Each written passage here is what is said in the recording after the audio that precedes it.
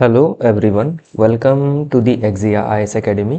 तो चलिए देखते हैं कौन से इम्पोर्टेंट न्यूज़ आर्टिकल हैं जो रेलेवेंट रहेंगे अपकमिंग सिविल सर्विसेज एग्जामिनेशन में। तो इसमें मैं हर आर्टिकल का आपको समरी बताऊंगा और हर आर्टिकल में से कौन से पॉइंट से क्वेश्चन पूछे जा सकते हैं प्री और मेंस में, वो पॉइंट आउट करने की कोशिश करूंगा।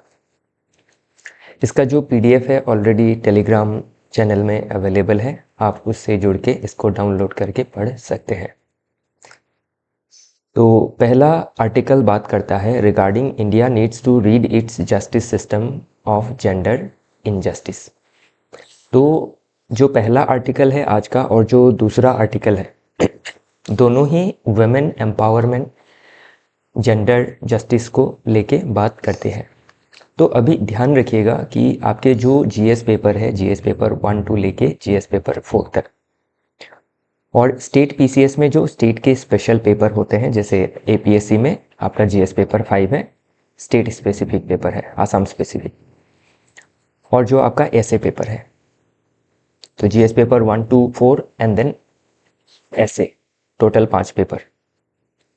तो इन पांचों पेपर में क्या है, वुमेन रिलेटेड चीज़ें पूछी जा सकती है। मतलब वुमेन आपको क्या करना है, एक थीम की तरह देखना है कि इस थीम से क्वेश्चन पूछा जाता है। जैसे एनवायरनमेंट एक थीम हो गया, तो उसी थीम के अंदर हम 2 टॉपिक डिस्कस करने वाले हैं जो इम्पॉर्टेंट रहेंगे प्री और मेंस के लिहाज से। तो इसमें ये जो आर्टिकल है, इसमें फोकस किया जा रहा है कि हमारा जो आपका जस्टिस सिस्टम है वो कैसे आपकी जेंडर इनजस्टिस कर रही है या फिर जेंडर जस्टिस को देने में टू एन एक्सटेंट असफल रही है, जिसके लिए बाद में आपको जो आपका हमारा इंटीग्रेटेड जुडिशरी सिस्टम है उसमें सुप्रीम कोर्ट, हाई कोर्ट के केसेस को फिर से इंटरप्रेट करने की ज़रूरत पड़ती है, उनमें आपकी रोक लगाने की ज़रूरत पड़ती है। तो वही सभी चीज़ें इसमें मेंशन की गई है कि कैसे जो जुडिशरी है वो जो पैट्रियार्किकल जो सिस्टम है उसको कैसे, या फिर जो सोसाइटल एटीट्यूड है पैट्रियार्की का, उसको कैसे जो जुडिशियल सिस्टम है वो कैसे फर्दर इन्हांस कर रही है, वही सभी इसमें क्रिटिसिज्म एज वेल एज इसका वे फॉरवर्ड दिया गया है।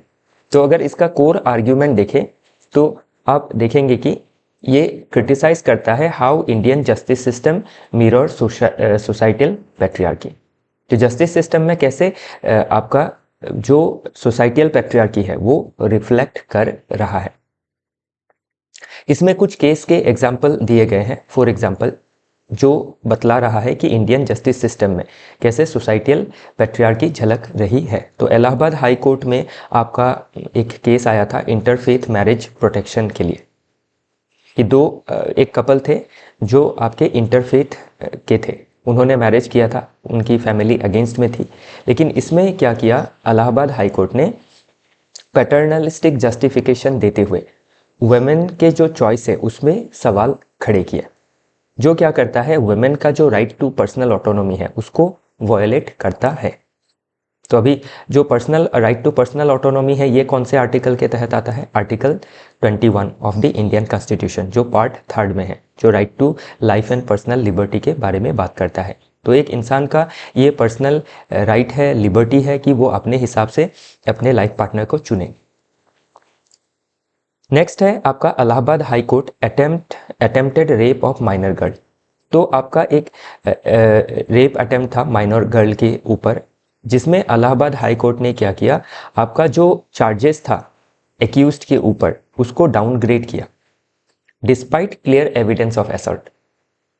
तो इससे अभी प्रॉब्लम क्या आई, judicial misinterpretation reflecting patriarchal minimization of sexual violence. तो जो सेक्सुअल वायलेंस है उसको क्या किया जा रहा है, मिनिमाइज किया जा रहा है, जो वुमेन के ऑटोनॉमी के अगेंस्ट, वुमेन के डिग्निटी के अगेंस्ट जाता है। नेक्स्ट है Bombay high court skin to skin judgment 2021। तो इसमें भी आपका एक पोक्सो के तहत केस था, जिसमें आपका जो रेप का डेफिनेशन है उसको नैरो नैरोली डिफाइन किया गया था और अंडरमाइन किया गया था the spirit of child protection laws को। तो वही सभी चीज़ें इसमें आप देख सकते हैं। फिर अगेन छत्तीसगढ़ हाई कोर्ट में एक मैरिटल रेप केस आया था जिसमें जो एक्यूज्ड था उसको एक्विटल कर दिया गया, छोड़ दिया गया। क्यों? जस्ट बिकॉज कि मैरिटल रेप लॉ नहीं है। तो अभी इसमें क्या है, आप एक ये इसमें एक्सपोज कर रहा है कि आपकी जो लेजिस्लेटिव लेक्यूना देखी गई है रिगार्डिंग मैरिटल रेप, जिसको वायलेंस की तरह कंसिडर ही नहीं किया जाता है, जिसको कंसिडर किया जाना चाहिए। तो ये सभी चीज़ें क्या दर्शा रही है कि जस्टिस जो सिस्टम है उसमें जेंडर इनजस्टिस देखी जा रही है। तो अभी जस्टिस सिस्टम ही है जो क्या कर सकता है, जेंडर इनजस्टिस को दूर कर सकता है। तो अभी इन फ्यूचर क्या है, जस्टिस सिस्टम में जो आपकी फ्लॉज रह गई है रिगार्डिंग जेंडर जस्टिस, तो उसको ठीक करना ज़रूरी है। इन फ्यूचर आपके वुमेन एम्पावरमेंट को जेंडर जस्टिस को जस्टिस सिस्टम से लिंक करके मेंस में क्वेश्चन पूछा जा सकता है। तो उसमें अगर आप जो भी आपके केस लॉ है जिसके अगेंस्ट क्रिटिसिज्म आई है वो केसेस को आप एग्जाम में कोट कर सकते हैं। तो अभी इसमें ध्यान रखिएगा, ये जो इलाहाबाद हाई कोर्ट का attempt of rape of minor girl था, इसके अगेंस्ट सुप्रीम कोर्ट ने स्टे लगाया और री इंटरप्रेट किया इस पूरे केस को, और जो एक्यूज्ड था उसको बुक किया गया। तो इससे अभी क्या है, जो हायर जुडिशरी है स्पेशली सुप्रीम कोर्ट, वो आपका संज्ञान ले रही है, स्टेप्स ले रही है। तो बाकी जो आपके अदर कोर्ट्स है उनको भी ध्यान रखना होगा कि जस्टिस सिस्टम में जेंडर इनजस्टिस ना हो। ओके, तो बाकी जो भी इम्पॉर्टेंट चीज़ें हैं इसमें मेंशन की गई है। तो इसमें स्टैटिस्टिक्स थोड़ा आप देख सकते हैं, नेशनल फैमिली हेल्थ सर्वे 5 का स्टैटिस्टिक्स देख सकते हैं कि इन 1 in 3 एवरी मैरिड वुमेन, तो 3 मैरिड वुमेन के अंदर एक को क्या है, आपका हस्बैंड से वायलेंस फेस करना पड़ता है बिटवीन एज 18 to 49। बिहार में तो ये और ज़्यादा ग्रीम है, 2 में से 1। और 37% वुमेन और 34% मैन ये मानते हैं कि वाइफ बीटिंग करना इन सर्टेन कंडीशन सही है। तो इससे देख सकते हैं कि आपका जो इनजस्टिस है वुमेन के अगेंस्ट, इवन वुमेन का भी जो आपका एटीट्यूड है वो भी आप देख सकते हैं इसमें मोर देन मैन है। इवन अमोंग द एजुकेटेड, आप अगर भी देखें एजुकेटेड पर्सन के अंदर, तो वो भी सपोर्ट करते हैं वाइफ बीटिंग को। तो ये काफी आपकी आपत्तिजनक और चिंताजनक विषय है। तो बाकी जो भी डेटा है ये थोड़ा सा आप पढ़िएगा, तो ये आपका मदद करेगा फॉर मेंस आंसर राइटिंग। तो इसीलिए बाकी स्ट्रक्चरल एंड सिस्टमैटिक जो इशू हैं उनको क्या करना है, ठीक करना है। जैसे जुडिशियल ट्रेनिंग देना है, जो लेजिस्लेटिव गैप है उसको फिल करना है। कोई मैरिटल रेप लॉ नहीं है तो इसको बनाना है। आउटडेटेड डेफिनेशन ऑफ कंसेंट है। सोसाइटल जो नॉर्म्स है उसको भी आपका काउंटर करना है। कल्चरल अवेयरनेस, सोशल अवेयरनेस लाना है अगेंस्ट सच इनजस्टिसेस अगेंस्ट वुमेन। तो बाकी चीज़ें आप पढ़िएगा। ये जो आर्टिकल है मोस्टली इसमें मेंस रिलेटेड चीज़ें आपको मिलेंगी। Okay, next article again women theme के ऊपर ही है, अबाउट वुमेन जस्टिस या फिर वुमेन एम्पावरमेंट के बारे में। तो role in a risk society, how women bear a disproportionate burden. तो रिस्क सोसाइटी, अभी रिस्क सोसाइटी है क्या, तो इसमें जो आपके एक बुक के बारे में, एक बुक रिस्क सोसाइटी, उसके बारे में इसमें आपकी चीज़ें मेंशन की गई है, जिसको लिखा गया था by German sociologist Ulrich Beck, risk society. तो उन्होंने क्या कहा है, जो आपकी सोसाइटी की डेवलपमेंट है वो कैसे हुई है डिफरेंट समय पे। तो जब प्री इंडस्ट्रियल सोसाइटी था तब आपके जो रिस्क थे वो नेचुरल रिस्क थे। फेमाइन होता था, प्लेग तरह की बीमारी फैलती थी, फ्लड होता था, तो इसके लिए ट्रेडिशनल नॉलेज था, सोशल ऑर्डर था जो ठीक कर लेते थे इन प्रॉब्लम को, जूझ लेते थे इनसे। फिर आपका इंडस्ट्रियल सोसाइटी आया, ये एग्रीकल्चरल सोसाइटी, ये इंडस्ट्रियल सोसाइटी। तो इसमें क्या हुआ, टेक्नोलॉजिकल रिस्क दिखने लगा, पॉल्यूशन जो देख सकते हैं, इंडस्ट्रियल एक्सीडेंट्स देख सकते हैं। Wait a minute.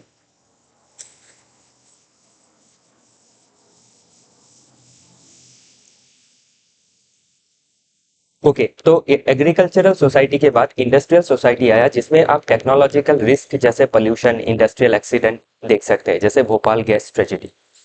इसमें स्टेट इंटरवेंशन के तहत इनको ठीक किया गया है या ठीक किया जाता है।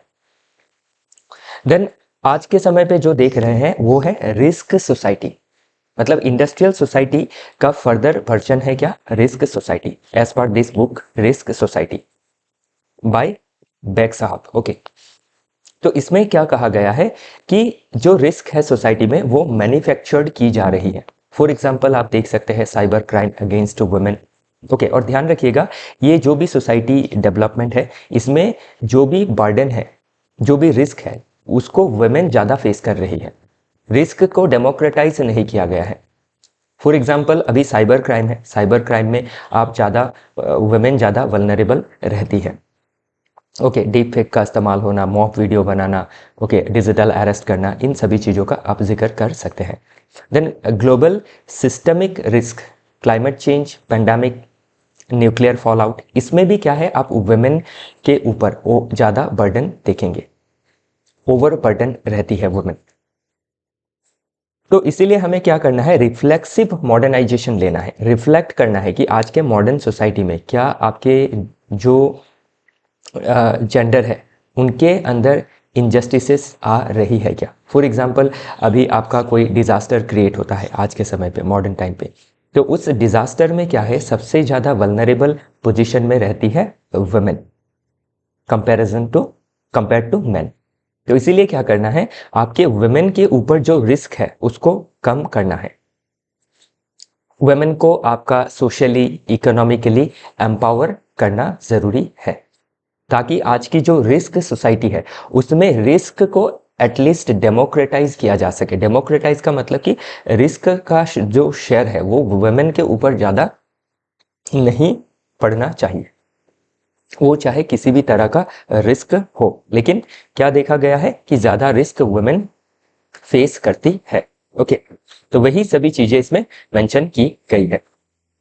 तो अभी अगर कोविड-19 के समय देखें तो जो इंक्रीज्ड अनपेड केयर वर्क, तो काम बंद हो गया, जो महिलाएं एंगेज थी काम में वो घर में आ गई, घर में रहने लगी, तो आपके घर में ज़्यादा टाइम बिताने की वजह से उनका जो केयर वर्क था वो 30 to 50% ग्लोबली बढ़ गया, जो अनपेड है।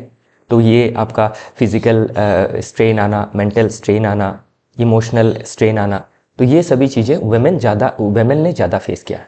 नो डाउट पैरेलली मेन ने फेस किया, लेकिन वुमेन का जो बर्डन है वो बहुत ज़्यादा है। तो इसको क्या करना है, बर्डन शेयरिंग करना है, रिस्क को डेमोक्रेटाइज करना है। ओके, तो वही सभी चीज़ें इसमें मेंशन की गई है। तो ये मेंस के लिहाज से इंपॉर्टेंट रहेगा, ये दोनों ही टॉपिक मुझे मेंस के लिहाज से ज़्यादा इंपॉर्टेंट लग रही है। ओके, ध्यान रखिएगा, बन सकता है क्वेश्चन। ओके, और इन जनरल कोई क्वेश्चन बनता है तो उसमें भी आप क्या है, इन चीज़ों का इस्तेमाल कर सकते हैं। तो अभी क्या करना है, रिस्क गवर्नेंस में वुमेन को पार्टिसिपेट करवाना है, वुमेन को एम्पावर करना है, इकोनॉमिक एम्पावरमेंट देना है, हेल्थ एंड न्यूट्रिशन का ध्यान रखना है, क्योंकि अभी हेल्थ और न्यूट्रिशन में भी अगर देखें तो हेल्थ में 50% जो वुमेन है इंडिया की एनीमिक है, और आपके 25% मैन एनीमिक है। तो इससे देख सकते हैं कि बर्डन जो है हेल्थ क्राइसिस का वो ज़्यादा वुमेन के ऊपर है, वुमेन का जो न्यूट्रिशन है वो कम है देन मैन। फिर टेक्नोलॉजी और इंफ्रास्ट्रक्चर को डेवलप करना है, for example water purification tank, ये सभी चीज़ों को क्या करना है, टेक्नोलॉजी को डेवलप करना है। जैसे आपका हर घर जल जो स्कीम है सभी घर में पहुंचाना है, क्योंकि वुमेन को क्या करना पड़ता है, बहुत दूर से जो पीने का पानी है या हाउस होल्ड यूज़ के लिए जो पानी है बहुत दूर से ढो के लाना पड़ता है। तो उससे क्या होता है, वुमेन इतना दूर चलती है, फिर पानी लेके आती है, फिर घर में काम करना, फिर आपके खेत में काम करना, तो इससे क्या होता है, वुमेन के ऊपर बर्डन ज़्यादा होता है। तो उसको मिनिमाइज करना है, उसको डेमोक्रेटाइज करना है between the two gender. Okay, चलिए आगे देखते हैं। नेक्स्ट आर्टिकल बात करता है अबाउट इमिशन इंटेंसिटी टारगेट। तो अभी इमिशन कहते ही हमारे मन में ख्याल आता है अबाउट ग्रीन हाउस गैसेस। जो ग्रीन हाउस गैस है वो क्या होता है, आपके इमिशन होती है थ्रू डिफरेंट इंडस्ट्रियल एक्टिविटीज़ या फिर डिफरेंट अदर एक्टिविटीज़। तो इसमें स्पेशली इंडस्ट्रियल इमिशंस के बारे में कहा गया है कि जो इमिशन का इंटेंसिटी है, जो ग्रीन हाउस गैस इमिशन का इंटेंसिटी है, उसको मिनिमाइज किया जाए। तो अभी इंटेंसिटी क्या होता है कि आपका जो इंडस्ट्री जो प्रोडक्ट बनाती है, तो हर प्रोडक्ट बनाने में कितना ज़्यादा ग्रीन हाउस गैसेस आपका इमिशन हो रहा है, तो उसको क्या करना है, कम करना है। तो उसके लिए आपके green house gas emission intensity target rules 2025 लेके आई है by ministry of environment, forest and climate change, कि जो आपके इंपॉर्टेंट इंडस्ट्री है, फॉर एग्जांपल इसमें मेंशन किए गए हैं power industry, cement industry, iron and steel, chemicals, refineries, aluminium, paper. तो इनको क्या करना है, इनका जो आपका टोटल 28 इंडस्ट्रीज इंक्लूड की गई है, तो इसमें कुछ नाम मेंशन किए गए हैं। तो इन इंडस्ट्रीज को क्या करना है, अपना जो इमिशन इंटेंसिटी है उसको मिनिमाइज करना है, उसको कम करना है बाय एम्प्लॉइंग और transitioning to green energies, by technological shift, by technological upgradation. तो ये चीज़ें अभी क्या है आपके climate change, then impact on biodiversity, impact on human lifes, impact on overall environment including air, water, land, ये सब को जब लिंक करके कोई क्वेश्चन बनता है तो उसमें आप इन सभी चीज़ों को लिख सकते हैं। और रिसेंट गवर्नमेंट ने क्या इनिशिएटिव ली है, आपके green house gas emission intensity target rules बनाए हैं 2025। देन और ध्यान रखिएगा कि कभी प्रीलिम्स में क्वेश्चन बन सकता है कि जो ग्रीन हाउस गैस है, तो उन ग्रीन हाउस गैसेस में आपकी ध्यान रखिएगा 4-5 जो पोटेंट सोर्सेस है, उसमें सबसे बड़ा सोर्स है आपका CO2, कार्बन डाइऑक्साइड, जो 80.53% इमिशन को होल्ड करता है। फिर CH4 है, मीथेन 13.32% है। फिर आपका 5.13% है N2O। देन आपके 1.02% है other gases, other fluorinated gases like fluorocarbon CFC, hydro chlorofluorocarbon HCFC। तो ये सभी गैसेस को क्या करना है, आपका इंटेंसिटी को कम करना है। जैसे आपके फ्लोरिनेटेड गैस जो रेफ्रिजरेटर इंडस्ट्री है उससे निर्गमन होती है, तो उनको कम करना ज़रूरी रहेगा ताकि हम जो क्लाइमेट चेंज है, जो ग्लोबल वार्मिंग है, उससे फाइट कर सके। क्योंकि इंडिया का टारगेट है अंडर पंचामृत स्ट्रैटेजी कि हमें शिफ्ट करना है रिन्यूएबल एनर्जी में, कार्बन इंटेंसिटी को कम करना है, देन नेट ज़ीरो बनना है बाय 2070। तो इन सभी चीज़ों को ध्यान रखिएगा, प्री मेंस में क्वेश्चन पूछा जा सकता है। तो टारगेट पहले पेरिस एग्रीमेंट में आया, इसी का अपडेटेड वर्जन आपके ग्लासगो जो क्लाइमेट कॉन्फ्रेंस था 2021 का, उसके बाद आया पंचामृत स्ट्रेटेजी। तो पंचामृत स्ट्रेटेजी अलग कुछ नहीं है, पेरिस क्लाइमेट एग्रीमेंट में जो कमिटमेंट थी उसी को एनहेंस किया गया है, ध्यान रखिएगा। फिर जो कार्बन क्रेडिट ट्रेडिंग मैकेनिज्म है उसको भी आपका इम्प्लीमेंट किया जा रहा है कि जो इंडस्ट्री है जो कार्बन कम करेगी, इंटेंसिटी को कम करेगी, उनको आपका क्रेडिट ट्रेडिंग सर्टिफिकेट दिया जाएगा, जिससे वो ट्रेड करके एक्स्ट्रा पैसे कमा सकती है। तो ये एक क्या है, इंसेंटिवाइज कर रही है to decrease greenhouse gases, to decrease carbon intensity while producing goods and services. Okay, ध्यान रखिएगा। तो ये चीज़ें पूछी जा सकती है। बाकी ये चीज़ें भी प्रीलिम्स में बन सकती है कि कौन सा मेजर ग्रीन हाउस गैसेस है, तो कार्बन सबसे ज़्यादा है, देन मीथेन है, देन आपका नाइट्रस ऑक्साइड है, देन अदर गैसेस में आपके फ्लोरिनेटेड गैसेस आ जाती है। चलिए आगे देखते हैं। तो बाकी जो भी मुद्दे इसमें दी या फिर वैल्यू एडिशन दिया गया है, इसको आप एक बार अच्छी तरह से पढ़िएगा, समझ में आ जाएगा। नेक्स्ट आर्टिकल बात करता है mediaism, a new faith shaping views. तो मीडियाज़म क्या है, जैसे लोग बिलोंग करते हैं to different faith like Hinduism, Buddhism, Jainism, Sikhism, okay, फिर इस्लाम। तो उसी तरह से क्या है, अभी आपका मीडियाज़म चल रहा है। तो मीडिया क्या कर रही है, लोगों के अंदर एक नया फेथ को शेप कर रही है।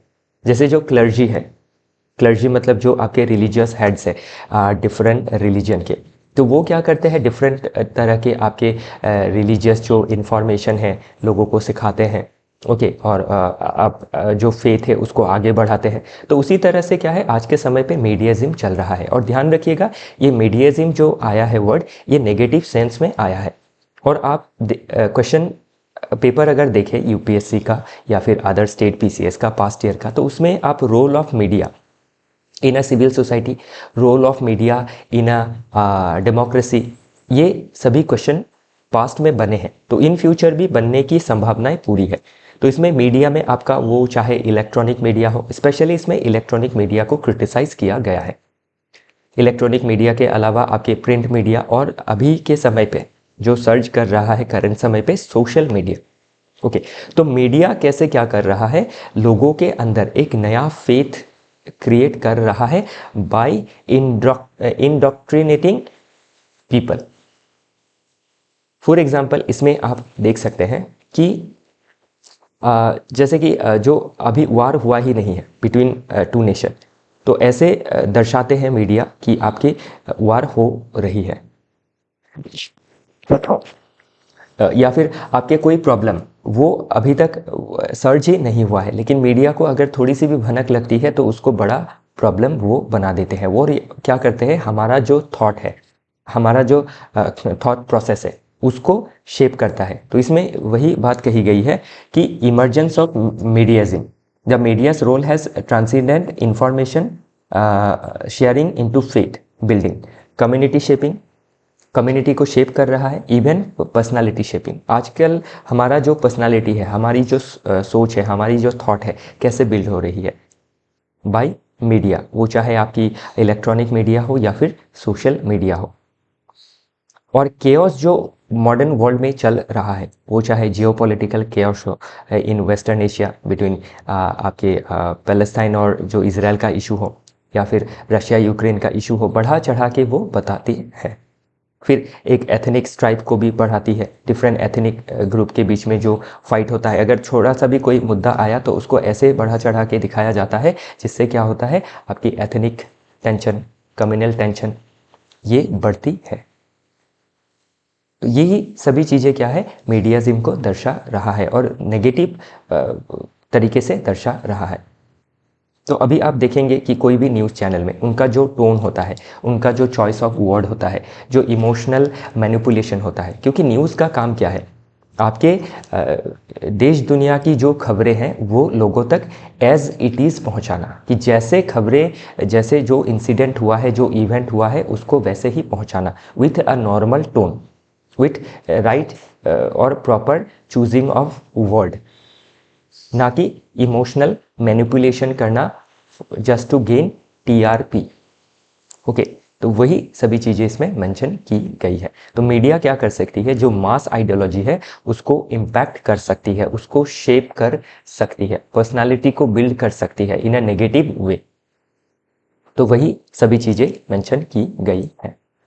तो ध्यान रखिएगा, ये सभी चीज़ें एग्जाम में पूछी जा सकती है। तो अभी इसमें आप देखिए सोशियोलॉजिकल पर्सपेक्टिव से कि media as a new clergy, तो एक न्यू क्लर्जी बन के उभरा है, जो लोगों के मॉरल व्यूज़ को शेप कर रहा है।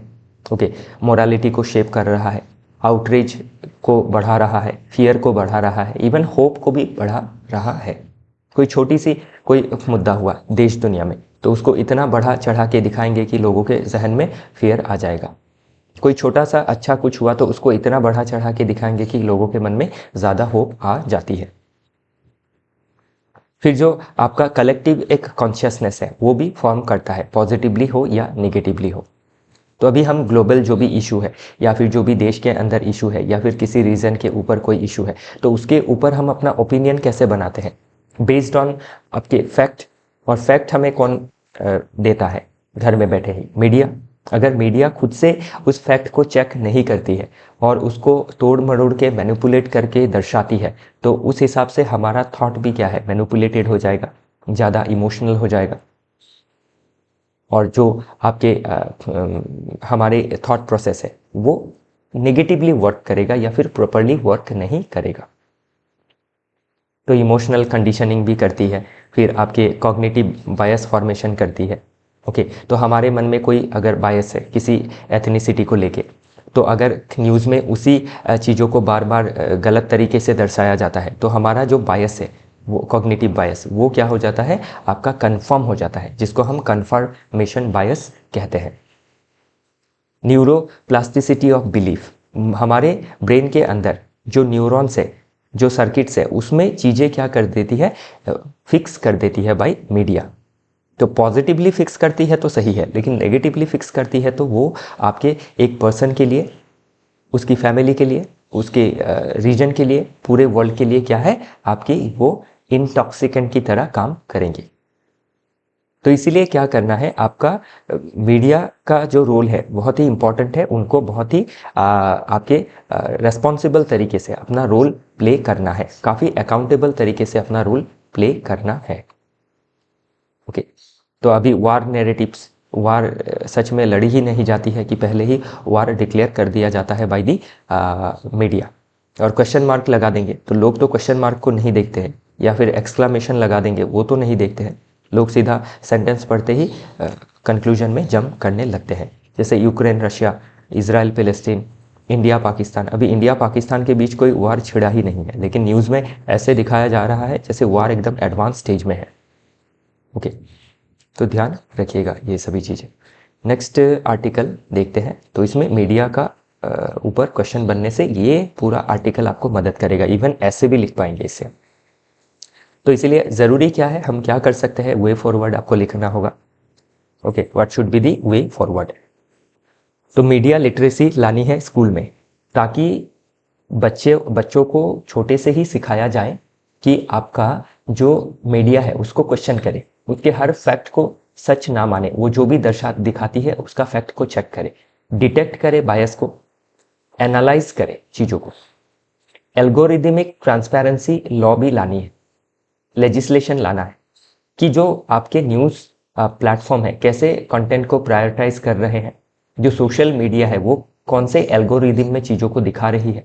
तो जो नेगेटिव बायस चीज़ें हैं उनको रोकना ज़रूरी है। आप अभी समझ लीजिए एक पर्टिकुलर कम्युनिटी के बारे में या एक एथनिसिटी के बारे में आपने एक दो नेगेटिव न्यूज़ अगर देख ली सोशल मीडिया में, तो बार बार आपको वो नेगेटिव चीज़ें दिखाते रहेगा, और आपका क्या है, जो व्यू है टुवर्ड्स अ पर्टिकुलर कम्युनिटी और एथनिसिटी वो नेगेटिव बन जाएगा, जबकि वो रियल में इतना नेगेटिव नहीं है या फिर उतना है ही नहीं। ओके, तो इसीलिए क्या है, ये सभी चीज़ें जरूरी है। इंडिपेंडेंट फैक्ट चेकिंग या फिर वेरिफिकेशन का एक इकोसिस्टम बनना चाहिए। डिजिटल डिटॉक्स मूवमेंट चालू करना चाहिए, ये specially by government and civil society किया जा सकता है, कि काउंटर करना है चीज़ों को, कि गलत न्यूज़ दिखा रहे हैं, गलत इन्फॉर्मेशन दे रहे हैं। और क्या करना है, प्रमोशन ऑफ स्लो जर्नलिज्म करना है। अभी का जर्नलिज्म इतना फास्ट है कि कोई भी न्यूज़ थोड़ा सा फैक्ट के साथ ही क्या करते हैं, बाकी अपना खुद का बायसनेस लगा के दिखा देते हैं। तो इसीलिए आपको फैक्ट, अगर 1 यूनिट फैक्ट मिला है तो उसमें 100 यूनिट, 99 यूनिट और नहीं जोड़नी है। जितना यूनिट फैक्ट पता है उतना ही आपको बात करनी है, या फिर जो न्यूज़ है उनको चलाना है। ध्यान रखिएगा। नेक्स्ट आर्टिकल में चलते हैं अब, ये मीडिया के ऊपर। मीडिया भी एक थीम है, इसके ऊपर भी क्वेश्चन पूछा जा सकता है, क्योंकि मीडिया को 4th पिलर ऑफ डेमोक्रेसी या फिर 4th पिलर ऑफ गवर्नमेंट माना जाता है, जो एक ब्रिज का रोल प्ले करती है between people and government, people and society. Okay, चलिए आगे देखते हैं। नेक्स्ट आर्टिकल बात करता है एमिड स्टालिन। तो स्टालिन कौन है, सीएम है आपके तमिलनाडु के। तो amid Stalin federalism push recalling Rajamannar's blueprint for state autonomy. तो इसमें ये जो आर्टिकल है स्पेशली आपके सेंटर स्टेट रिलेशन और फेडरलिज्म का जो टॉपिक है जीएस पेपर 2 पॉलिटी में, उसके रिगार्डिंग है। तो अभी फेडरलिज्म अपने आप में एक थीम है जो एग्जाम में पूछेगा ही। ओके, ये श्योर रहिए कि कोई ना कोई question federalism, centre state relation या स्टेट के बीच के रिलेशन के ऊपर आने ही वाला है। तो उसमें ये आर्टिकल आपको मदद करेगा। तो इसमें स्पेशली सेंटर स्टेट के रिलेशन को लेके ध्यान रखिएगा कि बहुत सारी कमेटी स्टेट के द्वारा और सेंटर के द्वारा फॉर्म की गई है पास्ट में। तो उसमें उसी में से एक कमेटी है आपकी राजा मन्नार कमेटी, और एक आपकी आनंदपुर साहिब रेजोल्यूशन भी है फ्रॉम पंजाब, देन आप सेंटर से 2 कमेटी देख सकते हैं इंपॉर्टेंट, ओके, एक सरकारिया कमीशन और एक Punchhi commission. Sarkaria commission in 1983 and Punchhi commission in 2007। तो वो तो इसमें मेंशन नहीं की है, लेकिन आप अलग से उसको एक बार देख लीजिएगा, और इन फ्यूचर अगर न्यूज़ में आता है तो मैं वो आपको बताऊंगा। तो इसमें अभी क्या है, जो स्टालिन का फेडरलिज्म पुश है, तो साउथ में जो स्पेशली तमिलनाडु है, जो हमेशा ही क्या है, डीएमके या फिर एआईडीएम का रूल रहता है। तो सेंटर से जो पॉलिसीज़ है, जो आइडियोलॉजी है, अलाइन नहीं करती है और फ्रिक्शन ज़्यादा रहता है। और हमेशा ही आपका एक डिमांड रहता है कि सेंटर स्टेट का रिलेशन जो है उसको और स्ट्रेंथन किया जाए। तो अभी जो राजा मन्नार कमेटी है, इन्होंने रिपोर्ट सबमिट किया था 1969 को। तो उस रिपोर्ट में उन्होंने क्या चीज़ें दर्शाई, ध्यान रखिएगा कि रिपील करने को कहा आर्टिकल 356 को, जो प्रेसिडेंशियल रूल के बारे में बात करता है स्टेट में। Then strengthening of article 263। तो 263 के अंदर क्या आता है, इंटर स्टेट काउंसिल फॉर्मेशन आता है बाय द प्रेसिडेंट, कि सेंटर स्टेट के बीच में कोई अगर मुद्दा है, कोई टेंशन है, तो उसको सॉल्व करने के लिए आप अलग कोअर्शन का मेथड क्यों लेते हैं, जबकि इंटर स्टेट काउंसिल का मेथड ऑलरेडी मेंशन है, जो एक कॉन्स्टिट्यूशनल बॉडी होंगी। तो उसको प्रेसिडेंट साहब को फॉर्म करना चाहिए on the aid and advice of PM and his councils of minister to solve the disputes between centre and state.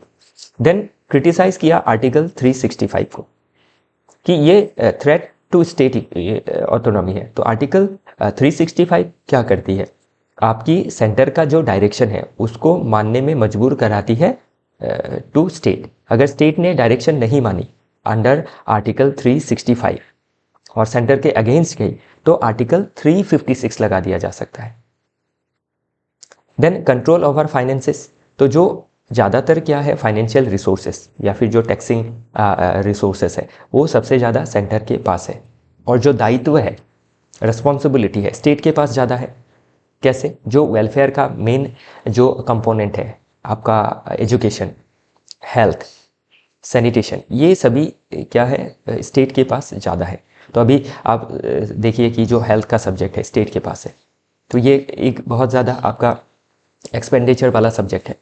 तो इसीलिए क्या है, आपके पास्ट में अगर देख सकते हैं कि प्लानिंग कमीशन जो है वो आपके एक्सपेंसेस डिसाइड करती थी, जो आपके different centrally sponsored central sector जो स्कीम है उसके ऊपर स्टेट का ऑटोनॉमी कम होता था। जबकि आपका जो एनडीसी था, national development council, headed by PM and member थे सीएम, लेकिन उसमें भी क्या है, आपका सेंटर का से ही ज़्यादा रहता था। तो इसीलिए क्या करना है, आपका जो सेंटर स्टेट के बीच में डिस्प्यूट्स है उनको रिजॉल्व करना है, वो चाहे गवर्नर का रोल को लेके हो, वो चाहे आपके ऑल इंडिया सर्विसेज को लेके हो, वो चाहे आपके एजुकेशन में हो, लैंग्वेज को लेके हो। तो उसमें क्या करना है, कॉन्सेंसस के तहत ही काम करना है।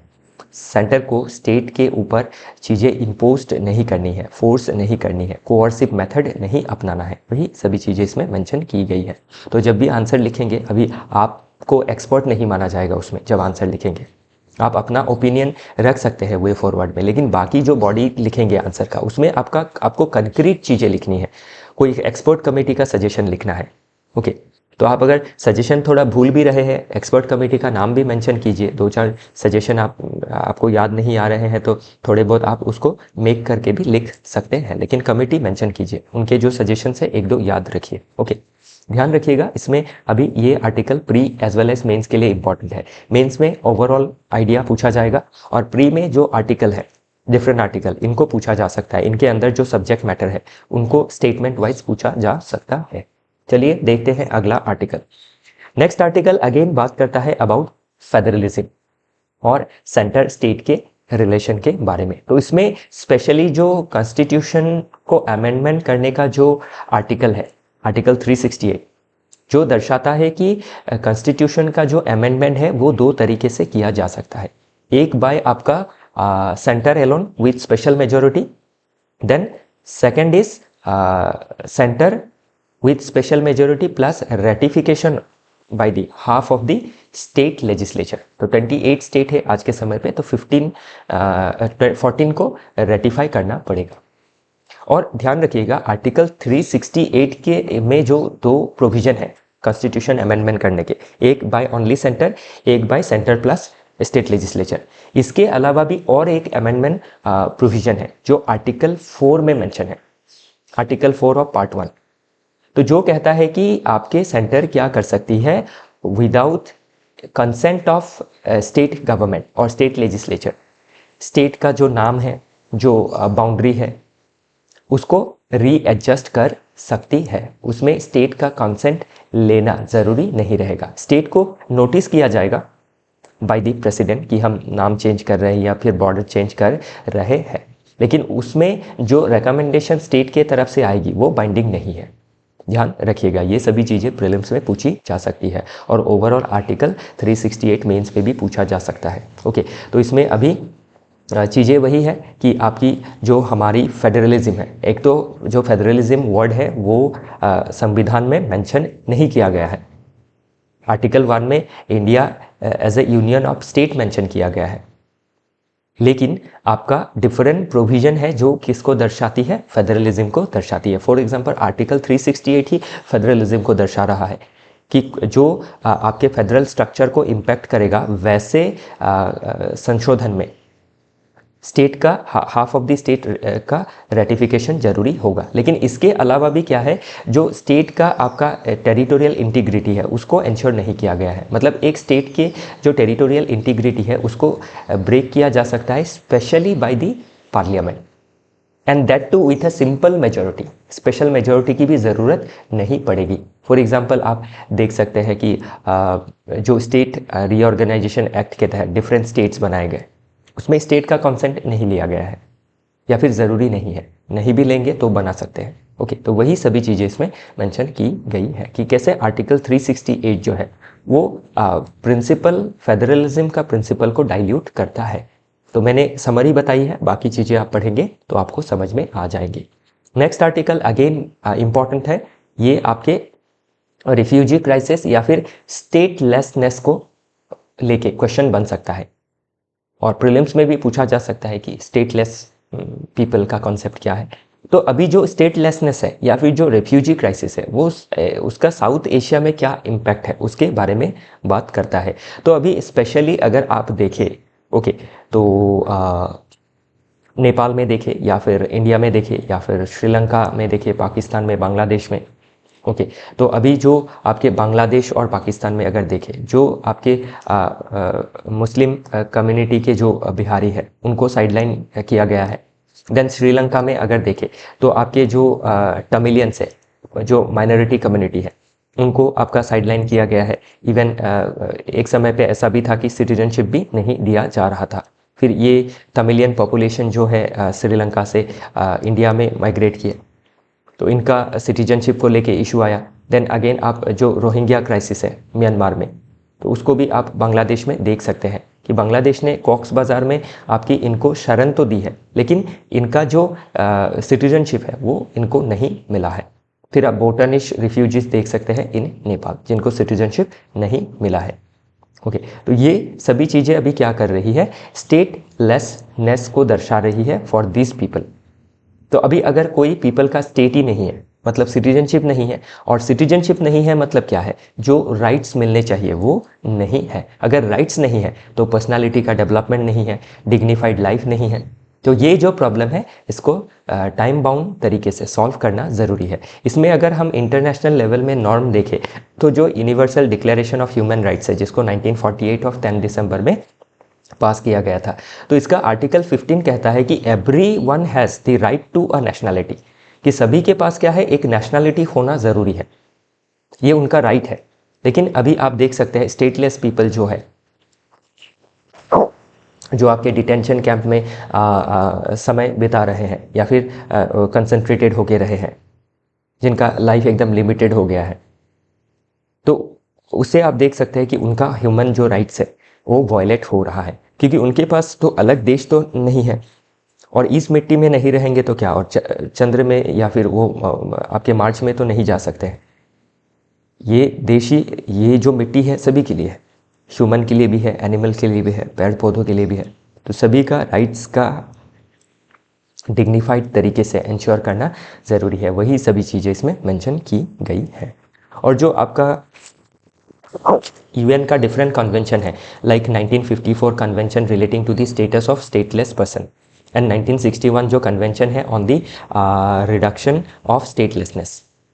तो उसको इंडिया, बांग्लादेश, पाकिस्तान, श्रीलंका ने साइन नहीं किया है, इसलिए बाउंड भी नहीं है कि स्टेटलेस पीपल को सिटीजनशिप दे। डिपेंड करता है कि देश का क्या लॉ है, देश क्या चाहती है, देश का एजेंडा क्या है, उस हिसाब से क्या है सिटीजनशिप दिया भी जा सकता है, नहीं भी दिया जा सकता है। तो वही सभी चीज़ें इसमें मेंशन की गई है। ध्यान रखिएगा, एग्जाम में पूछा जा सकता है। रेफ्यूजी का जो क्राइसिस है ये एक आपका ग्रीन ह्यूमैनिटेरियन क्राइसिस है। ओके, बाकी इसमें आप देखिएगा कि जो ये लॉ है, ओके, इनको प्रीलिम्स में पूछा जा सकता है और मेंस में जब आंसर लिखेंगे, जब पूछा जाएगा about refugee and stateless people, तो आपको इन जो प्रोविजंस है इनको आप मेंशन कर सकते हैं तो अच्छा होगा। ध्यान रखिएगा, याद आती है तो इसको मेंशन कीजिए। Okay, next, redrawing lines of control. तो जो एलओसी है उसके रीड्राइंग के बारे में ये आर्टिकल बात करता है। तो अभी जो पोस्ट पहलगाम अटैक है बाय पाक बैक्ड टेररिस्ट और पाक स्पॉन्सर्ड टेररिज्म, तो उसके बाद जो सिचुएशन है अभी इंडिया और पाकिस्तान के बीच वो काफ़ी हीटेड है। तो इस समय इस आर्टिकल के हिसाब से हम क्या कर सकते हैं कि जो हम एक स्ट्रैटेजिक लेवरेज है वो पाक ऑक्युपाइड कश्मीर के ऊपर ले सकते हैं। लेकिन उसमें एक आपकी निगेटिव क्या रहेगी या फिर हमें प्रॉब्लम क्या रहेगा कि जो चाइना है, जो ऑल वेदर फ्रेंड है पाकिस्तान का, तो अगर हमारा टेंशन पाकिस्तान के साथ एस्केलेट होता है to acquire our land PoK जो कब्जा किया हुआ है बाय पाकिस्तान, तो इसमें क्या है आपके चाइना के साथ हमारा टेंशन बढ़ सकता है।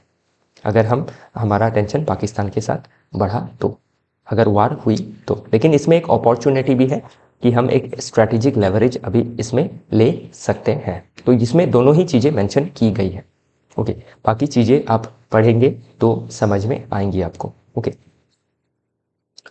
तो अभी ध्यान रखिएगा, अभी जो पूरा इंडिया है वो क्या है आपके देश के फेवर में है। एक ऐसा आपका इंटीग्रेशन हुआ है लोगों के बीच में कश्मीर के इशू को लेके कि अभी नेशन क्या है इसको लेके वन है। तो इस समय क्या है आपका जो इमोशन है, जो सपोर्ट है उसको टैप किया जा सकता है। वही सभी चीज़ें इसमें मेंशन की गई है। प्लस आपका एक और इसमें एंगल ध्यान रखिएगा कि कश्मीर में जो आपका टूरिज़्म का इकोनॉमी स्पेशली ग्रो कर रहा है, इसको पाकिस्तान टॉलरेट नहीं कर पा रहा है और उसका जो पाकिस्तान बेस्ड टेररिस्ट ऑर्गेनाइजेशंस है वो इसको टॉलरेट नहीं कर पा रहा है। क्योंकि अगर कश्मीर का डेवलपमेंट हुआ, इकोनॉमिक डेवलपमेंट, क्योंकि इकोनॉमिक डेवलपमेंट सबसे इम्पॉर्टेंट पहलू है। अगर एक रीजन को इकोनॉमिकली डेवलप कर दिया जाए तो वो रीजन एजुकेशनली, पॉलिटिकली डेवलप हो जाएगा और वो उस रीजन को आपका इनडॉक्ट्रिनेट नहीं किया जा सकेगा। जो फंडामेंटलिस्ट है वो अपने फंडामेंटल आइडियाज़ को इनग्रेन नहीं कर पाएंगे अगेंस्ट आवर नेशन। तो इसीलिए क्या है उन्होंने इस चीज़ को ध्यान में रखते हुए ही इन अटैक को किया है, ताकि इंडिया की जो यूनिटी है वो टूटे, फिर आपका इंडिया का जो हार्मोनी है वो टूटे, जिससे इंडिया क्या हो और पिछड़ जाए। तो अभी हम इतने पिछड़े हुए थे 1947 के बाद, आज के समय पे हम 5th लार्जेस्ट इकोनॉमी है इन द वर्ल्ड और soon we are going to become 3rd largest and by 2047 हमने विजन लिया है कि हम विकसित भारत बनने वाले हैं। तो पाकिस्तान जैसे देशों का क्या है, उनको खुद के इकोनॉमी से कोई मतलब नहीं है। तो वैसे देश क्या कर सकते हैं, ऐसे लोगों को बाकी देशों को टेंशन में रख सकते हैं, स्पेशली इंडिया को। तो इसीलिए क्या करना है, ये जो अभी क्राइसिस का माहौल है इस माहौल में इंडिया को बड़ा ही कैलिब्रेटेड अप्रोच रखना है। ताकि हम अपना सिक्योरिटी भी इंश्योर कर सके, अपने देश की सोसाइटी का जो हारमोनी है वो भी बना के रख सके और इकोनॉमिक डेवलपमेंट में भी कोई आँच ना आए। बहुत स्ट्रैटेजिकली चीज़ों को संभालना होगा, वही सभी चीज़ें इसमें मेंशन की गई है। नेक्स्ट है जॉ एंड वार।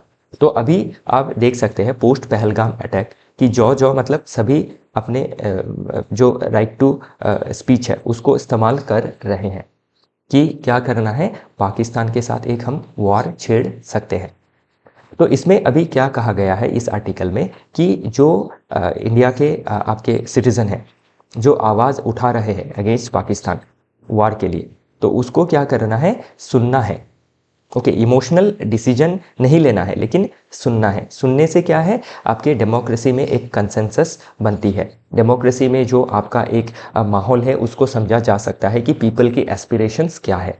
तो उससे क्या है, एक डेमोक्रेसी को हिम्मत मिलती है एक्शंस लेने में, पॉलिसी लेने में। तो वही चीज़ें इसमें मेंशन की गई है कि आवाज़ को नहीं दबानी है, आवाज़ को सुनना है, उस आवाज़ को और बुलंद बनाना है और फर्दर पॉलिसी बनानी है, स्ट्रैटेजिक एक्शंस लेने हैं। ओके, तो ध्यान रखिएगा उस लिहाज से ये आर्टिकल बात कर रहा है अबाउट कि लोगों का जो आपका इमोशन है उसको सुनना है। सरकार को इमोशनल होकर डिसीजन नहीं लेना है लेकिन इमोशंस को समझना है, उस इमोशन को, उस वॉइस को समझ के उसके बाद ही एक्शंस लेनी है। नेक्स्ट आर्टिकल बात करता है fractured world unites for a pandemic treaty. तो हाल ही में देखा कि एक पेंडेमिक ट्रीटी लाई गई बाय वर्ल्ड हेल्थ ऑर्गेनाइजेशन। तो इसमें क्या है, अभी देख सकते हैं कि वर्ल्ड फ्रैक्चर्ड है specially because of unilateral policies by different Nations including USA. तो इस फ्रैक्चर्ड वर्ल्ड में भी क्या है, पेंडेमिक जैसे जो ग्लोबल इश्यूज है इसको लेके क्या है, एक कंसेंसस बना है जो काफ़ी एक होपफुल माहौल को दर्शा रहा है कि वर्ल्ड यूनाइटेड है to solve the crisis that faced by humanity. तो ये आर्टिकल तो ओवरऑल हमने डिस्कस किया ही है 2-3 बार, तो इसको एक बार पढ़िएगा तो समझ में आएंगी चीज़ें। बाकी ये आर्टिकल आप सीधा सीधा अगर एग्जाम में नहीं भी पूछा जाता है तो आप इस फ्रैक्चर्ड वर्ल्ड में कैसे वर्ल्ड डिफरेंट इश्यूज में अभी भी यूनाइट हो रही है, वर्क कर रही है, उसमें ये एग्जाम्पल की तरह मेंशन कर सकते हैं। बाकी इस फ्रेमवर्क के बारे में प्रीलिम्स में पूछा जा सकता है, पेंडेमिक ट्रीटी ऑफ 2025। ध्यान रखिएगा यूएसए इसका पार्ट नहीं है, ये भी पूछा जा सकता है। ओके, तो यूएसए अगर पार्ट नहीं हुआ तो प्रॉब्लम क्या आएंगी इस ट्रीटी में कि यूएस क्या है, आपका एक रिसोर्सफुल नेशन है, बहुत सारे आपके टेक्नोक्रेट्स भी है जो मदद कर सकते हैं ऐसे पॉलिसीज़ में, तो वो मिसिंग रहेगी। ओके, तो इसी के साथ आज का जो डिस्कशन है वो समाप्त होता है। आई होप आपको अच्छा लगा होगा। अच्छा लगा होगा तो आप कमेंट सेक्शन में बताइएगा और कोई डाउट रहा है तो भी आप कमेंट सेक्शन में बताइएगा। और ध्यान रखिएगा आप जो एनालिसिस है इसको कंटिन्यू रखें कि क्योंकि जो सिविल सर्विसेज एग्जामिनेशन है वो एक बड़ा एग्जामिनेशन है, एक मैराथन है। ओके, उसमें आप सिर्फ 1-2 आर्टिकल को पढ़ के एग्ज़ाम को पास नहीं कर सकते हैं। आप देख सकते हैं हमने जो भी आर्टिकल लेके आए हैं लास्ट 4 मंथ में बहुत ज़्यादा कम्प्रीहेंसिव है। अगर आप कंटिन्यूअसली इसी को भी पढ़ते रहेंगे ना तो आपका ऑलमोस्ट जो जीएस का और एसए का प्रिपरेशन है वो मैं दावे के साथ कह सकता हूँ फुल्ली प्रिपेयर हो जाएगा। बस आपको एटलीस्ट जो फाउंडेशन का नॉलेज है वो थोड़ा बराबर रहना चाहिए। ओके, तो इसी के साथ आज का जो डिस्कशन है वो समाप्त होता है। कल फिर मिलेंगे विथ डिफरेंट आर्टिकल। तब तक के लिए अलविदा।